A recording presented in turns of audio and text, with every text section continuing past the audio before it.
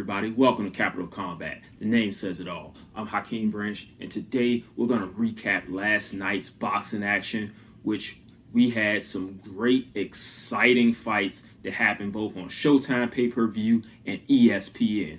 If you haven't done so, hit the subscribe button, hit the bell icon so you can get your updates when we make new videos, because you're going to like what you hear from from myself. And you can also catch Rob's preview of the ESPN fight, which had Vasily Lomachenko versus Nakatani, and my preview video of the Showtime card, which was headlined by Gervonta Tank Davis versus Mario Barrios. So I'm going to break down both of those as far as what we thought was going to happen versus what actually happened in comparison to our recap in the actual fight. So I'm going to start off with the Lomachenko fight. That was the video that Rob broke down, and he did a really good job predicting what we see in this fight and what was going to happen. He correctly assumed that Lomachenko was going to be out looking to make a statement and was going to try to emphatically stop Nakatani, which he did. We saw a lot of vintage Lomachenko in this fight. If you watched the highlight package beforehand where they talked about his loss to Teofimo Lopez, they went into a lot of like an injury that he had and a couple of other things that was going on that led to hampering his performance against Lopez and leading to him losing. So he promised that, in this fight, he was going to shine and show that not only was that fight a fluke, but he's ready for the rematch against Teofimo. So Rob said that, he'd stop Nakatani in the middle rounds. He predicted it be via a body shot, but basically Lomachenko hit Nakatani with just about everything. The angles were there. He was firing off of those angles a lot. And one of the things that Rob mentioned is that because Nakatani is very tall and he carries his chin high, that was going to leave him vulnerable, and it was also going to leave him vulnerable to the body. Lomachenko really didn't throw much to the body, but because, like Rob said, that chin was up high, he was knocking Nakatani back and making him look like a Pez dispenser, unfortunately. And while Nakatani did do some great work, especially to the body, the commentators really didn't give him the credit that he was doing some great body work on Lomachenko. However, the assault that he was getting back was just too much. And, the ref ends up stopping the fight, I believe, in the 9th round of that fight. So both handlers have agreed that the best fight next is the rematch with Lopez. That is provided he gets through George Kambosos, which, a lot of people figure he will. And once they do figure out the date and everything, because that fight was pushed back, Rob and myself will get you a recap of that as well. So I'm going to go into the Tank Davis versus Mario Barrios fight. And before I do want to shout out my brother Jamel, who made this Capital Combat shirt. You see it blinging and shining. I really like that. It's by Custom Madness, which also is in that nice shiny font there. So in the future, we're going to start selling these. We're trying to get those subscribers up. So like I said, hit that subscribe button so you can be alerted when we get those. And you can have a nice shiny shirt like this too. If you saw my preview video, there's another shirt that I have that's just the plain logo as well. So we'll have different varieties for you to be able to choose from, and I hope that you decide to get one and follow on this journey with us. So let's get into the Showtime headliner. On the preview video, I did talk about the Erickson Lubin versus Jason Rosario fight that happened on as the premier attraction to that. I picked Lubin. We talked a little bit about, what was at stake for both guys and what, the adversity they had overcome to get to that point. However, I wasn't really sure about how the fight was going to go, and I didn't really break down how that fight was going to go because honestly, there were a lot of question marks and I wasn't sure. I did pick Lubin to win, but I also didn't say if it was going to be decision or stoppage. I was very unsure about that one because, that was a very evenly matched fight and it played out that way as well. I hope you saw that fight. It was action-packed. Both guys were hurt. Both guys showed some grit and determination. But Lubin ended up pulling it out with a body shot stoppage in the 5th round. Or the 6th. I gotta apologize, guys. I got some really bad news before filming this video. But the show must go on. And we got to talk about these great fights, and I'll deal with that off camera. So forgive me for forgetting a few of the small details, but let's keep this party going. Barrios and Davis. As we all know, Gervonta Tank Davis was moving up. His last fight was at 130. He is a belt holder in his last fight was at 135. He holds a belt at 130. So he was aiming to be a title holder in 3 separate weight classes with his win against Barrios. Keeping in mind that Josh Taylor is the undisputed champ at 140. This is some of the stuff that we gotta kind of put it into as far as fans with the sanctioning bodies and the fighters too. I mean, they like the belts, they like the prestige, but at the end of the day, we have to stop patronizing and letting the sanctioning bodies do these kinds of shenanigans regarding having multiple people hold a belt within the same organization, having 2 title holders in the same division. It's crazy. But that doesn't take away from the great fight that these 2 men put on.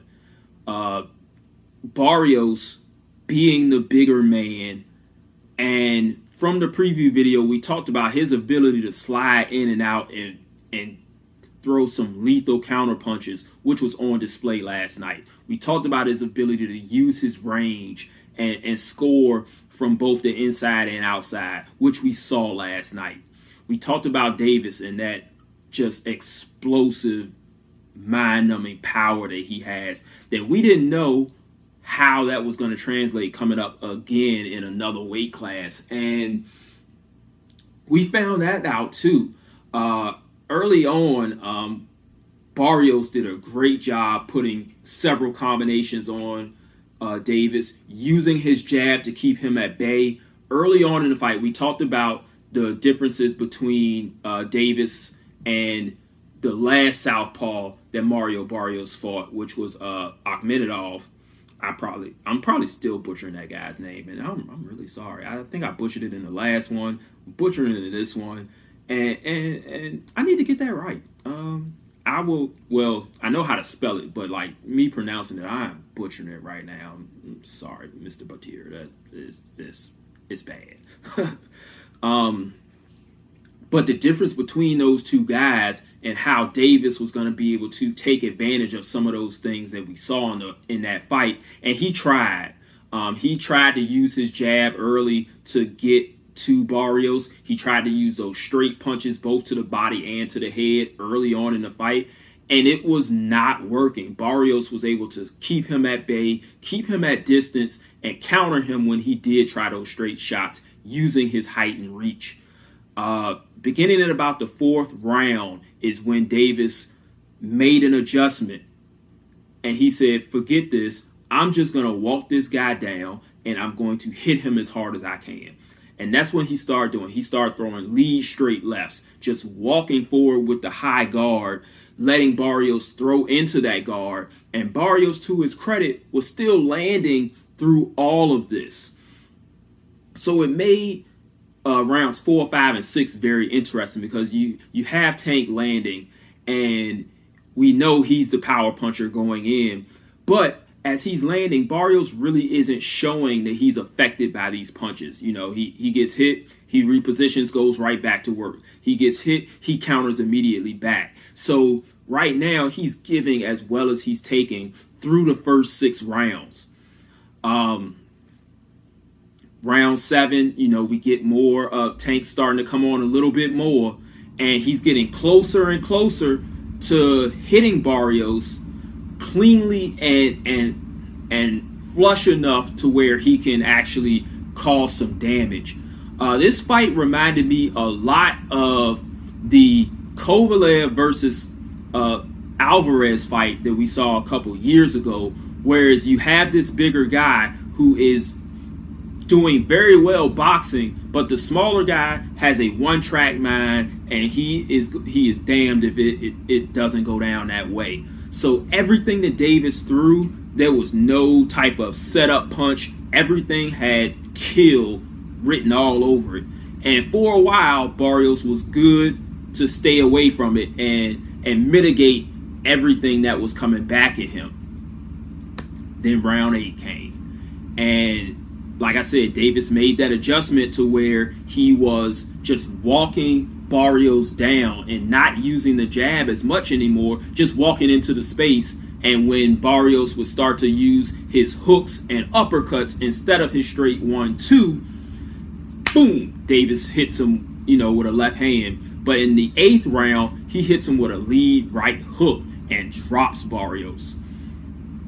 I'm gonna be honest, I didn't even say anything about Davis's right hand in the preview video, so this was a big shock to me. I thought, you know, the right hook was more like window dressing. The main thing that you have to look for is his left hand, but he has scored effectively with that punch before. It just didn't cross my mind that that would be a difference maker in this one. I thought it'd be the left hand, and stay tuned because more happens. So Barrios gets up, and the way he scored the knockdown was genius, because it was a Roy Jones-esque lead hook, not where he's just like throwing it. He jumps in and throws the hook over top of Barrios's left hand as he was trying to throw a hook which was just slightly wider. And we did talk about in the preview video how Gervonta Davis is very technically sound, and it's something that's overlooked because we talk about his power so much. So he throws a tight, beautiful, textbook leaping hook, catches him and drops him. He also, you know, their feet got in awkward positions as well because of him taking advantage of what most people say is where your feet are supposed to be as a southpaw. They're supposed to be outside of the other person's lead foot. This one, he was on the inside, and that was the only reason he landed the punch he did. So, you know, Barrios, being a tough warrior that he is, got up and was shortly dropped again, this time by a looping left. Davis throws everything at him. He becomes the Tank. And that's what he did with his adjustment. He said, I am just going to roll through this guy. And starting in round 4, he started to lay the work for that. So Barrios showed great grit, great determination. You could hear Virgil Hunter yelling from the corner what he needed to do. And Barrios had enough within himself to listen and follow that plan. Was able to avoid Tank for the rest of the round. However, that's a 10-7 round. Gervonta Davis is right back in the fight. You can tell in the 9th round that, you know, it looked like Davis had kind of blew his load. Barrios comes right back, throwing those combinations. He lands a great left hook of his own, knocks Davis into the ropes, and for most intents and purposes, to an objective eye, most likely won that round. Even though Davis started to come on at the end, he had 2 minutes and 45 seconds of work versus Davis like 15. And most people probably would have scored that for Barrios. So you got a fight where Barrios it may be up on the scorecards, even though the momentum of the fight is swinging towards Davis. Floyd Mayweather, a very astute person, comes over to Davis's corner and tells him the same. He's like, look, you're down on the unofficial scorecards. You probably are down. You need to go get him. And Davis listened. He had another round in the 10th round. He was still trying to really get to Barrios, and Barrios, to his credit, was moving well as he was doing in those early rounds, picking Davis off and moving and hitting those angles and taking the power shots when he did get hit well. He was like, oh, you got me, come on. This is why Rob and I picked the stoppage, because Barrios would get into those fights with Davis, and Davis just had the superior firepower, we thought. And with two guys who are easy, I wouldn't say easy as in like they have no defense, but you can land on both of them. And Davis's power is something you don't want to test unless, maybe he goes up to 47. Maybe those guys want to just stand in there and bang with him. But at this point, you're not wanting to test that power. Barrios felt he could take it, and so he stood and exchanged with him a lot more than he was in the early rounds. And in the 11th, it bit him in the butt. He caught a mean left uppercut to the solar plexus. That's a shot that I teach all my guys in the gym. The solar plexus is a very underrated, it's an overlooked place to land your attack. And you see so many people get stopped by it. You saw Jason Rosario get stopped by a jab to the solar plexus by Jamel Charlo. You see so many guys. It was a staple of Lucian Butte. Lomachenko lands it a lot. Floyd Mayweather was excellent with that shot. Andre Ward. There's several guys that employ it, but I think it's one of those underutilized punches. Anyway, they exchange. Barrios is doing well in the exchange, but boom, Tank lands that left hand right to the solar plexus, and he goes down. And then he gets back up. Tank, jumps on him, lands a couple more punches. The ref sees enough and stops the fight. So you got to give credit to both guys, because Davis made the adjustments necessary and Barrios made it hard enough to where he really had to work for this victory. So shout outs to both men. They gave us a great fight. Hopefully Barrios doesn't hold his head down based off of this. And make sure that, he comes back strong. He's got a great coach in Virgil Hunter that should be able to keep him in there mentally. And, he's still a player in the 140-pound division. But Tank probably is going to go back down, try to fight the more notable fighters in that division. Because, to me, he looked a little chubby up there at 140. But as one of the reports I read, he's got that FU power to where it doesn't matter. It doesn't matter whether you're getting outboxed for 6-7 rounds. It doesn't matter, that your body doesn't look like, you're in the 100% best shape you could be. He's a small guy, and he is fighting weight classes high above where he is optimally at. So that's going to happen. But like we said, he's got that power that erases all of that. So what do you guys think about the next steps for both guys? How do you see the fight going? But also, I do want to talk about, before we wrap up, the scorecards, like the official scorecards. It seems to me, like I tell you guys all the time, for those of you that do watch our videos often, that scoring is subjective. Rob has said this as well. But it really seemed like they gave Davis the Canelo treatment last night. It just, if he just touched Barrios, they were giving him extra points for it. And they had him up big by the time the fight was stopped, and I disagree with that. My scorecard was the same as Steve Farhood's, the unofficial card, where it was tied going into that into the round where Davis got the stoppage, because Barrios was doing good work for long stretches of those rounds, and a lot of times it did not overturn some of the shots that Davis was landing. But like I said, that's all subjective, so you may feel that the scorecards were accurate. So, let's talk about that too. Hit us up in the comment section. We love to rap with the fans.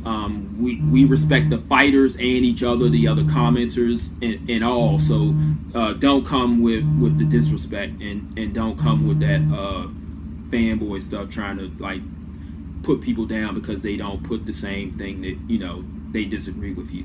We don't do that around here. We're level-headed guys that appreciate the art in the sport. So if that's you, we definitely want you to subscribe and chat with us. So thanks for watching, guys. We'll catch you in the next video. We got great fights coming up in July, so stay tuned for those. And until the next episode, fight on.